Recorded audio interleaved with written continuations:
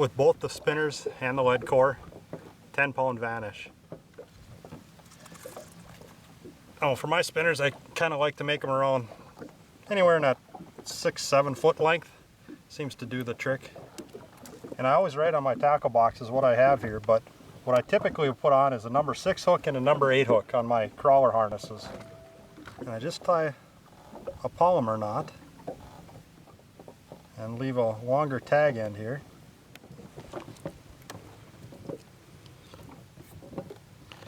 And then what you want to do, so you can get the hook, the leading hook, to lay straight, is you pass the line back through here again.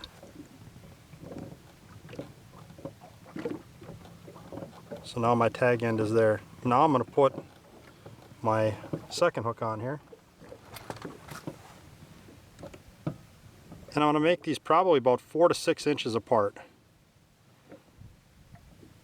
Just depends kind of on how big your crawlers are that you're using and how the fish are biting, if they're really aggressive or if you're getting a lot of short strikes. If you're getting a lot of short strikes, I'd make it a little bit longer and take a bigger bite into the crawler that you're using. So there, we got that part done. Kind of doing it on the fly out here so you can see how you can do this. When I'm fishing tournaments and stuff like that, I typically will have several of these rigged up on a Northland tackle tamer, and that works really good. Now I'm just gonna pick my bead colors. Now I try to match my beads to kind of what I think the forage is in the lake. Mille Lacs Lake here, we got a lot of tulipy, you got a lot of perch. There's probably various other different types of minnows. Gold has seemed to be a pretty good color today, so I'm gonna put a gold baitfish on, number 5. On this one here, and probably going to go with some orange beads, and it really doesn't matter, just kind of what you feel like. I kind of like alternate colors because I think fish see it better, so I'm going to go like an orange bead and a green bead here, and then I'll grab another orange one and another green one.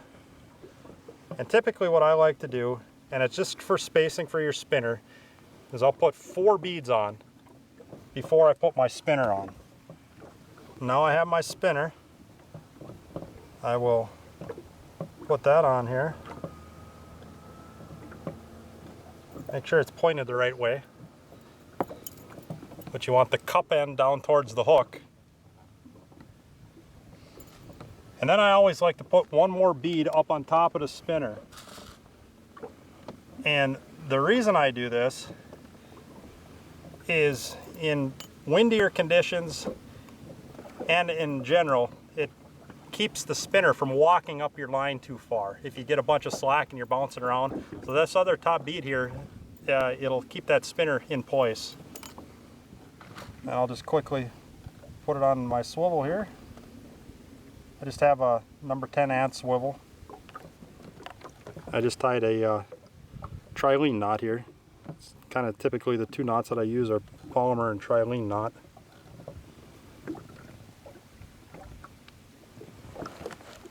There you go. We're ready to get back fishing here. Clip a little tag end off. Should be good to go. We'll see how this works in a little bit. We're out here on Mille Lacs Lake trolling spinners. I typically like to start off somewhere around that 1.3 to 1.5 range for spinners. You can go down as low as 0.7, and I've actually trolled them as fast as 2.5 miles an hour.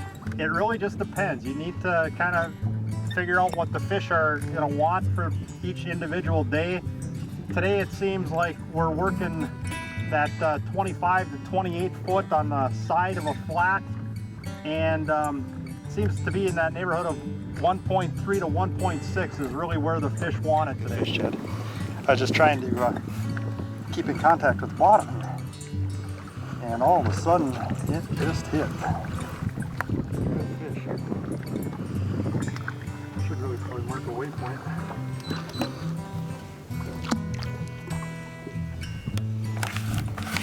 Nice fish.